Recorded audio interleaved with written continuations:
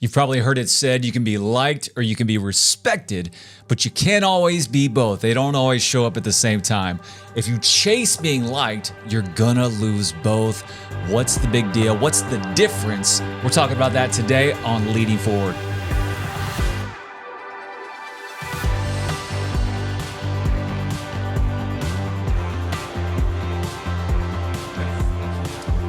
What's up? All right, man, we are back. This is episode number 11 of season 2. Once. Yeah. Is that how you say it? Sure, I'll go with it. And so we got one more episode to round out 12 for this season. Then we're going to jump right back in, and no gaps. We're going to keep running and keep offering the very best. That's right. As part of leading forward and helping people to be at their very best. That's right. Hey, thank you so much for being a part of this. Continue to like, subscribe, and follow. Yeah. Hey, if you'll really do us a favor, it would be a huge help to us if you will go to YouTube and hit subscribe. We're trying to gain those followers and those subscribers there. It'd be a big help to us. Make sure you go do that right now if this has been beneficial to you. All right. So beautiful. Episode number 11, liked versus respected. Yeah. And when we started talking about this, kind of the idea that I threw out to you is the courage to be hated or the courage to be I like unliked. how you said that.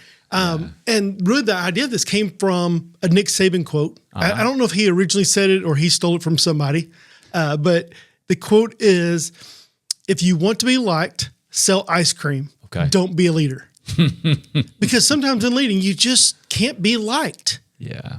And that's the hard part of being in leadership, doing hard things in order to move the team forward. Yeah. Not everyone's going to like you.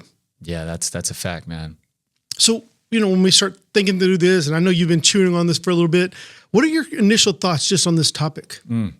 This is one that everyone needs to, I think it's starting with a bit of an evaluation. And in order to evaluate effectively, it's like, hey, what are we actually talking about?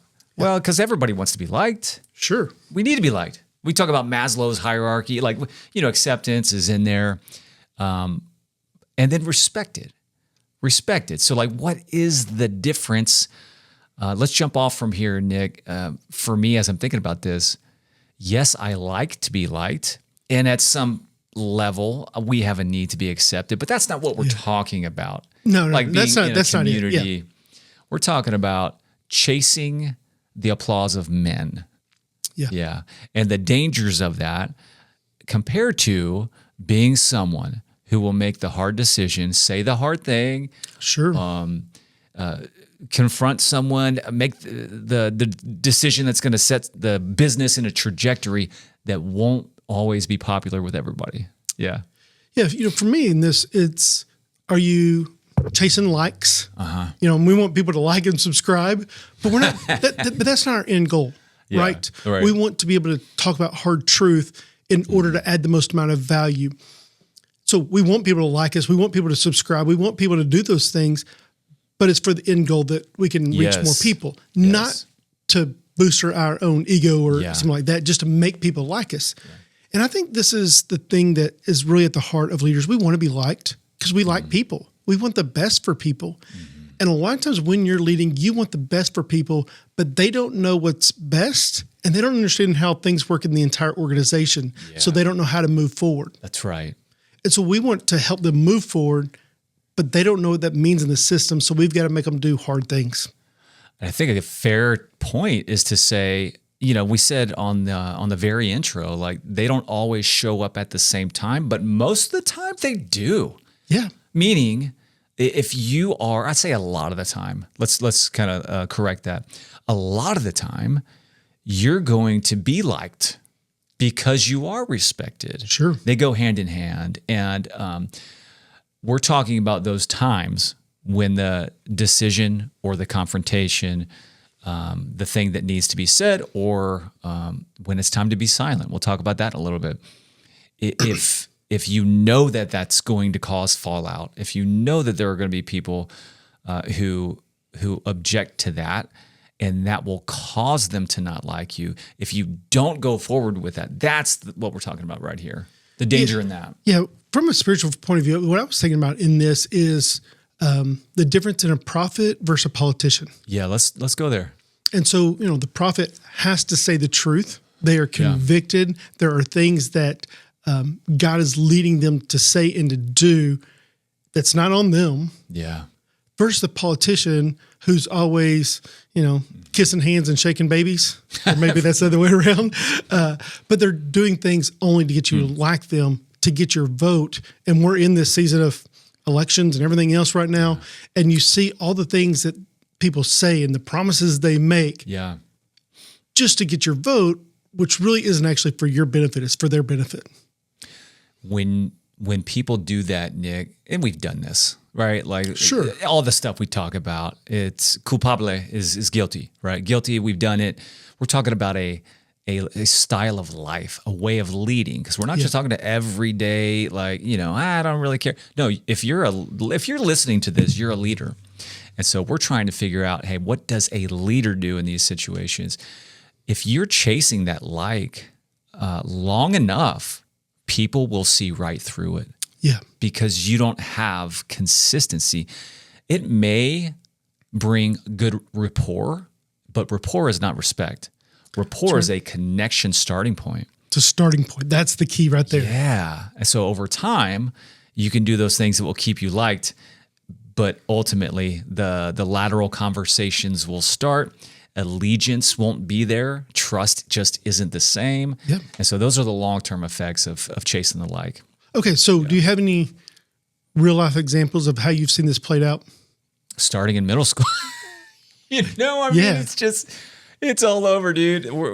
You think about whatever things are going on in school or wherever your organization is. Like, what's the thing? What's the thing that everybody wants to be part of? The cool kid club. It starts in middle school, man. Yeah.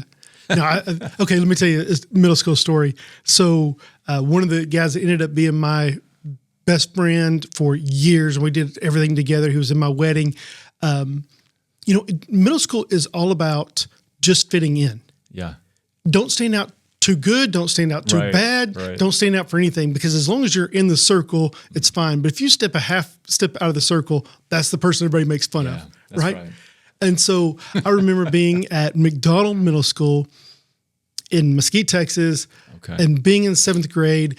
And, you go from being the big dog in elementary school to now and being in a different world.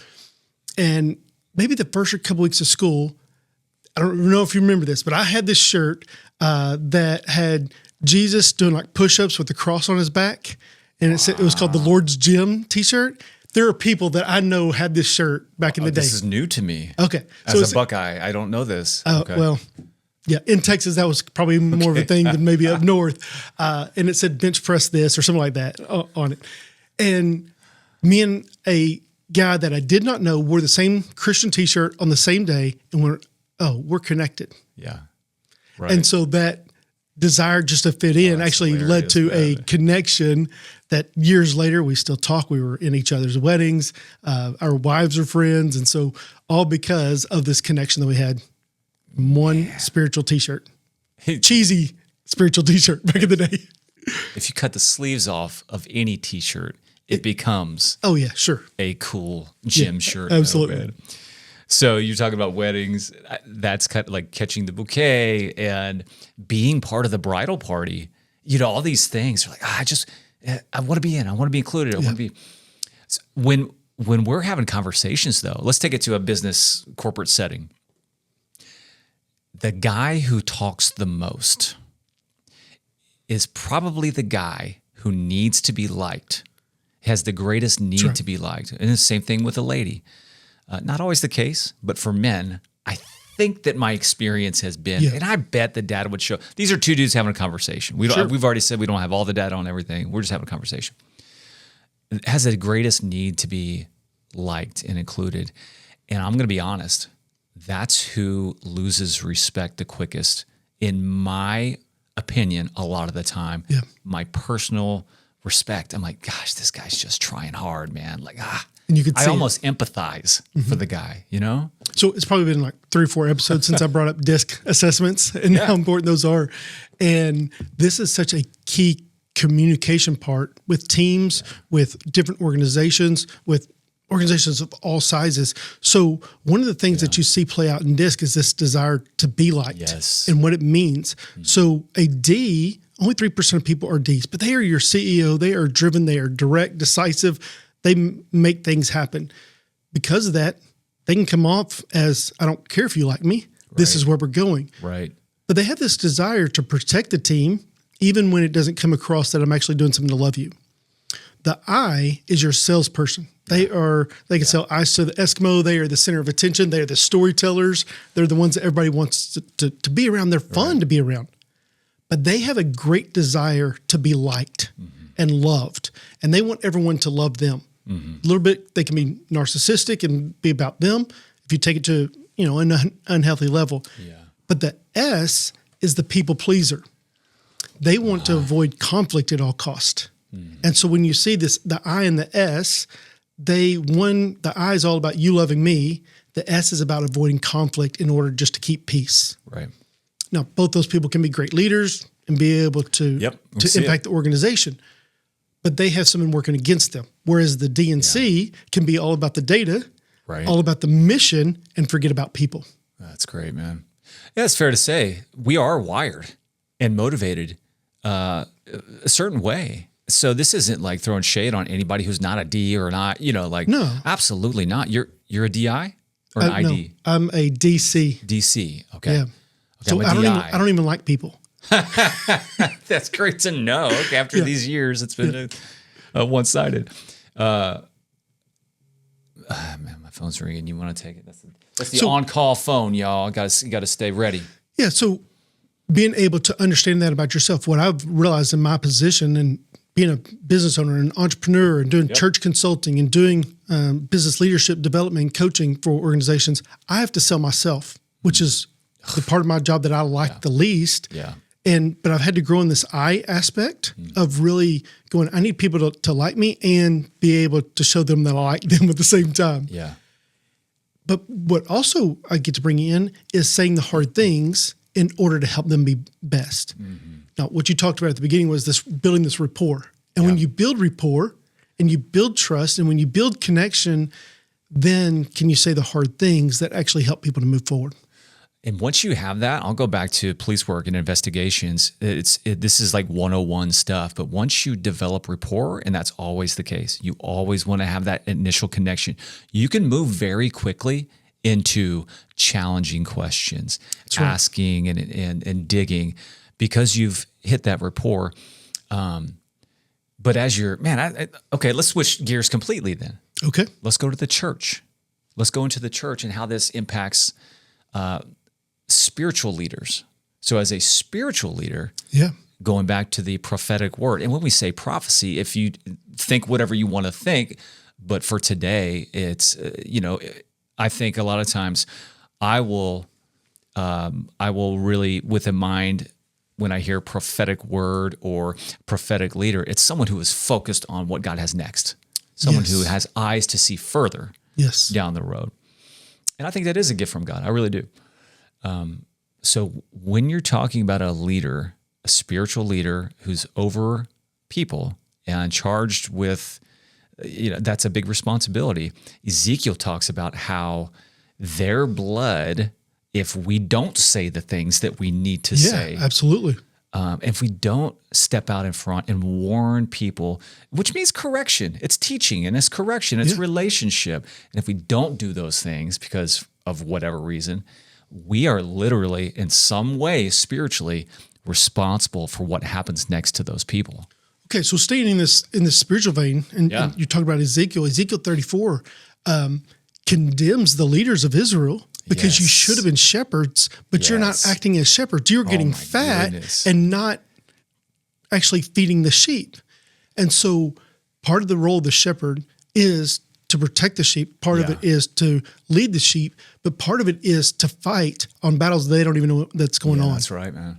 And so part of that leader, the role of that leader, the shepherd, the pastor, the prophet is to fight battles so that your people don't have to fight them. Yeah. Yes. I'm going to back up a little bit, man. We talk about Ezekiel. Let's circle back to this maybe near the end. But let's go into what you don't say. So what you don't say, we're on the vein of not speaking out when it's something that you know you should do. I've actually had this and I've seen this. There are legit reasons not to speak out. Pastors are so bad at this, man. We will publicly or privately throw another pastor under the bus based on whatever cultural event or topic or thing that's in the news that they did or did not speak out against. And I remember when a lot of stuff was going on, and there were some certain pastors that were saying, if you're silent right now, you're telling a lot about your leadership. And that, okay. And then we had those who are saying, if you're opening your mouth without having all the facts, you're an idiot. That's just unwise. And so there are a couple of reasons, man, where I've seen this done appropriately. First is when you don't have all the data. This is one of those times where it's okay. Hang on. Like, we don't need to jump out and speak just to hear ourselves, to be relevant. That's chasing the fanfare. Yeah. And then the next thing is when you're emotionally charged. Good. Maybe you're hurt. And this was the case. There was a pastor who was doing what he could to elevate himself and condemn somebody else who was being silent about a topic. When that loss that person felt was so deep that they didn't have words to say what they felt or what they thought the situation, what the action from there should be. And I just think sometimes that is the best thing that we can do, is to just wait. And then finally, when you know you're getting baited. Oh. Has this happened to you, man? Yeah.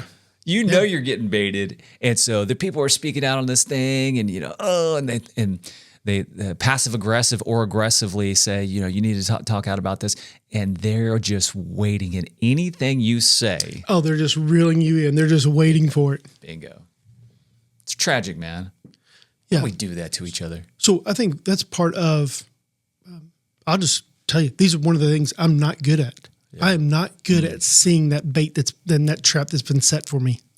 And I've into it, huh? And I've struggled, and I feel like there's been seasons of life that there was a right and wrong. There was not just Nick's right and wrong, but holy and unholy, or not just best, but this can be devastating, right?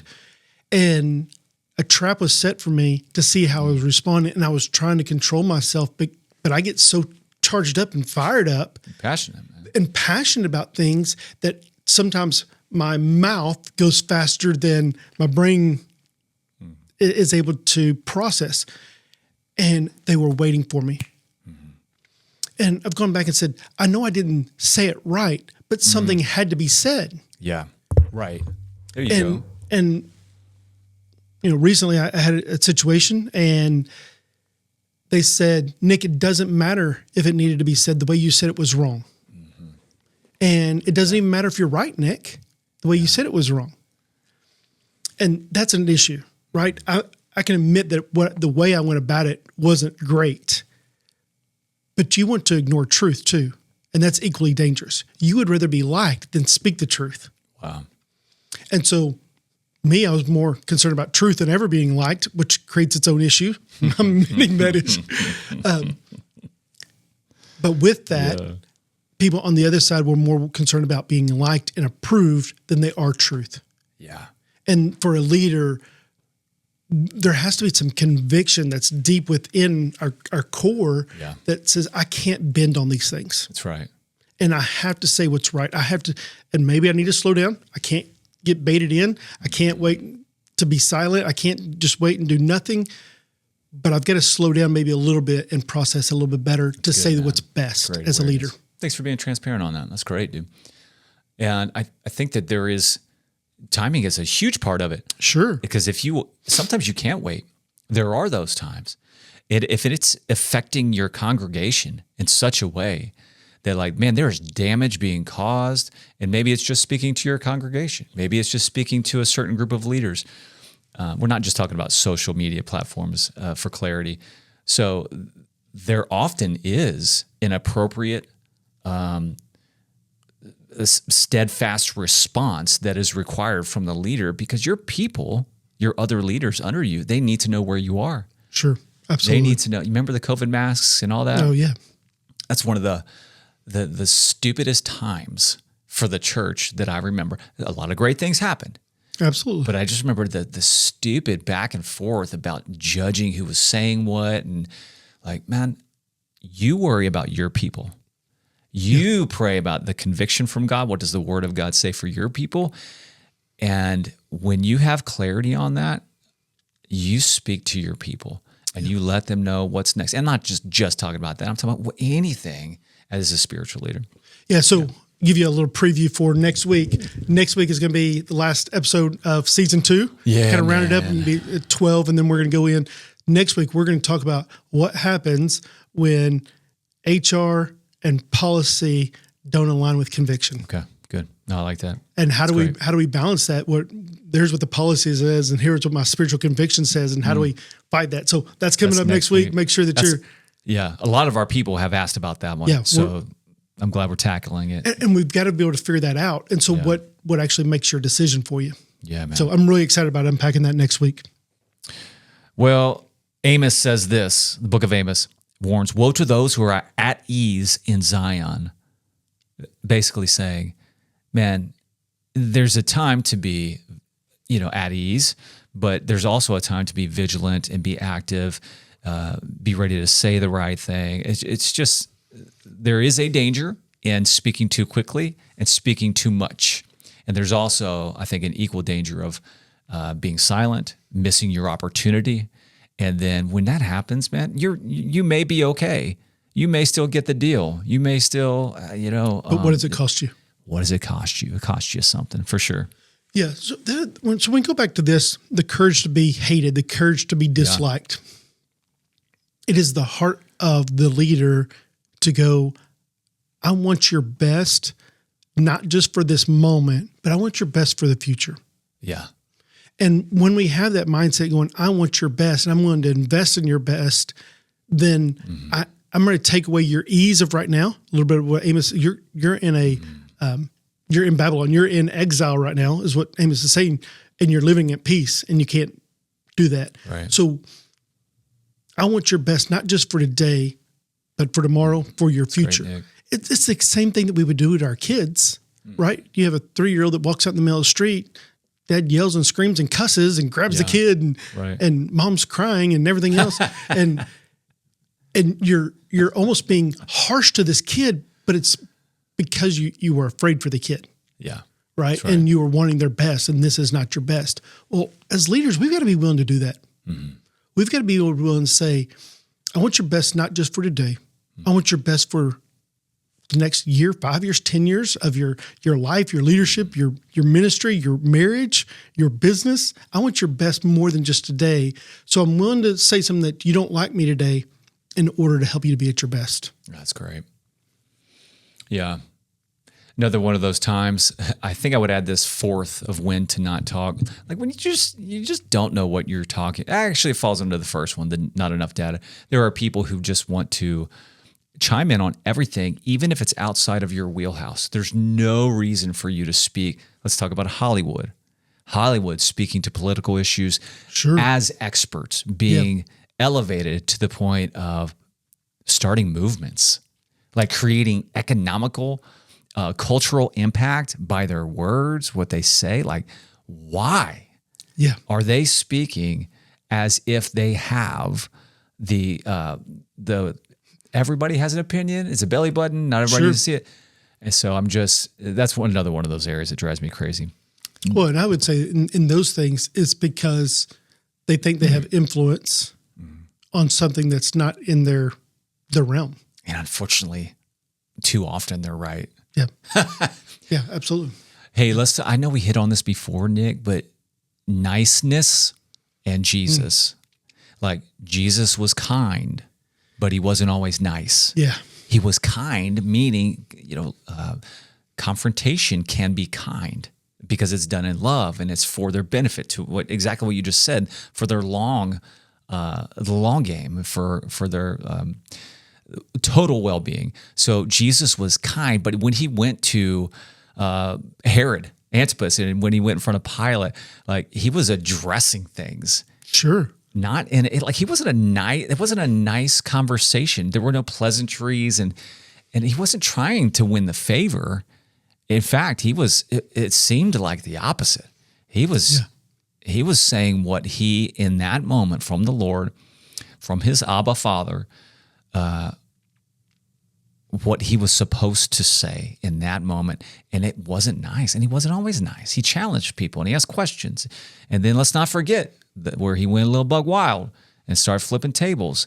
That's right. That's not real nice, but it was the kind thing to do for the total well-being of the church. Yeah. What I love about the flipping table story is that I wish I was this calculated. That Jesus sat down and he makes a freaking whip. Took some time, didn't it? That it wasn't rage, it wasn't anger, it was a righteous, holy anger against what this place had become. But he was calm and cool and collective through it to go, I'm going to go make a whip and I'm going to go do this and I'm going to prove and show something.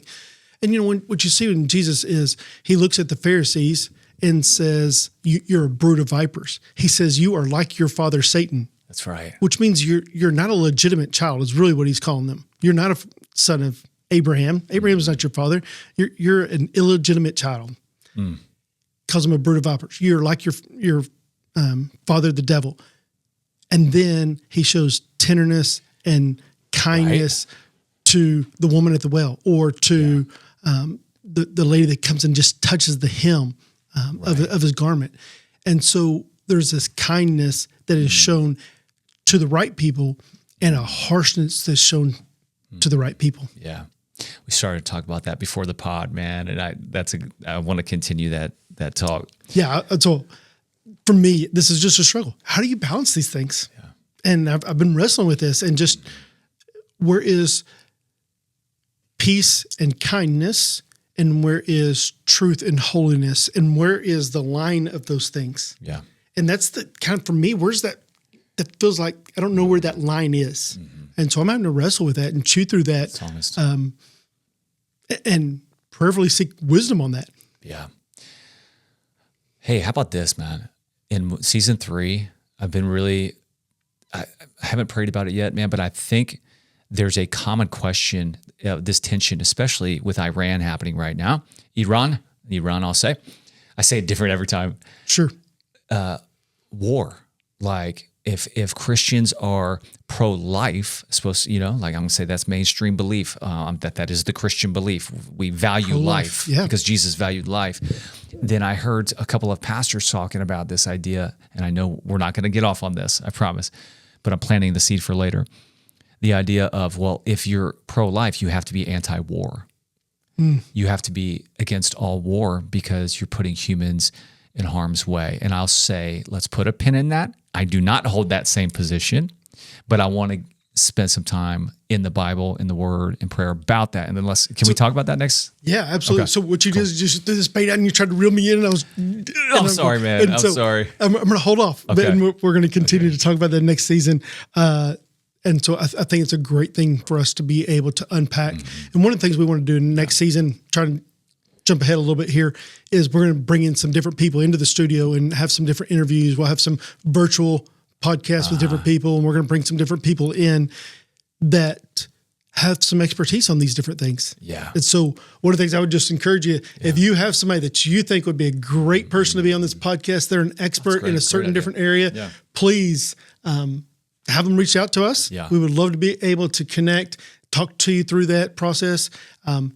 Not everybody's going to be on it. It's not open to everybody, but we are looking for some experts in different areas. Yeah. And so we have some topics that we want to discuss. And so if you have a recommendation, we would love to hear it. Somebody who's got a killer story. Just like, for example, man, there's I'm not going to say his name because I'm not sure we're going to do it yet, but there's a Christian rapper who is, dude's on fire. He's an amazing guy. And I'm something like that, or something like, we've got a guy who, he's in mixed martial arts. All I'm going to say is he's in mixed martial arts, and he's a Christian stud. And I'm hoping to have a conversation with him. But yeah, anything, man.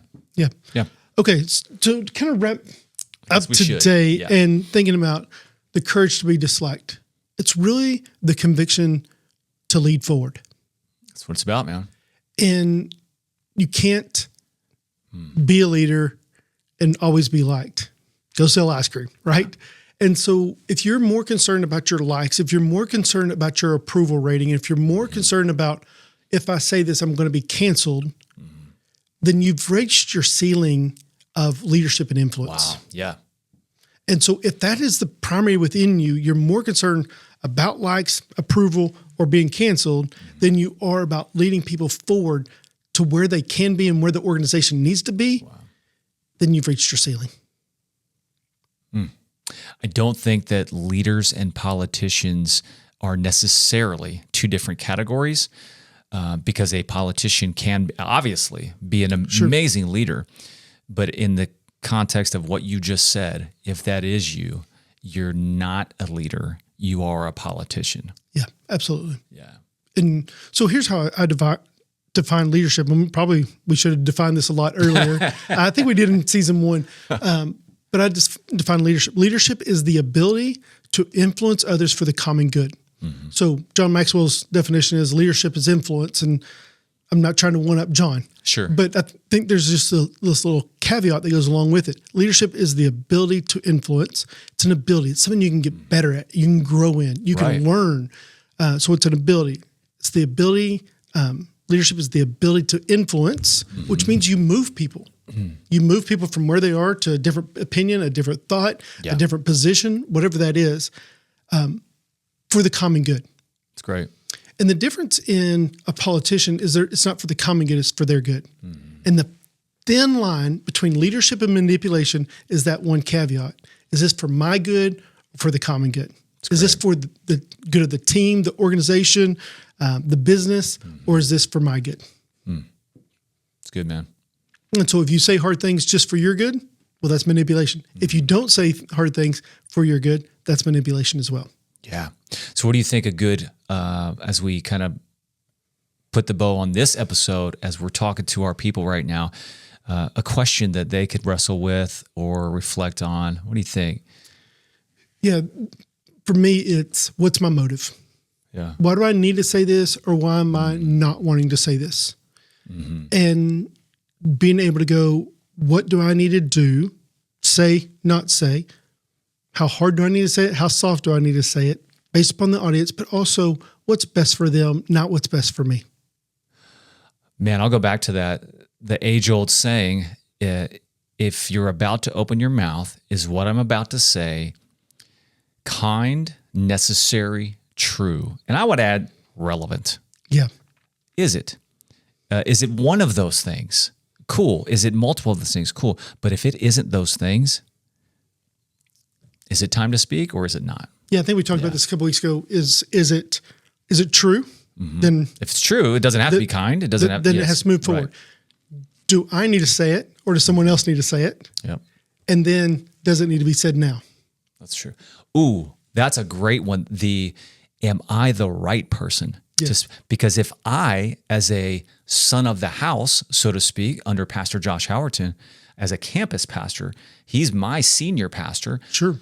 There are things that I don't, from platform, I will not speak out on. Like that's just not going to happen because I'm not the right person. I might have the same conviction as Pastor Josh, but it's his place to speak out on certain things. Yeah. And once he has spoken out on it, once he is led into that territory, he's given you the freedom to follow into that territory. Yeah.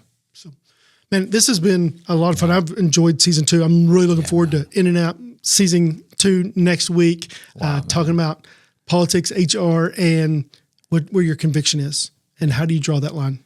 Yeah, man. You want to invite our people to reach out if they've got anything? Yeah. Hey, thank you so much for being a part of this. Yeah. Make sure that you check out myleadershipcoach.org. That's my website.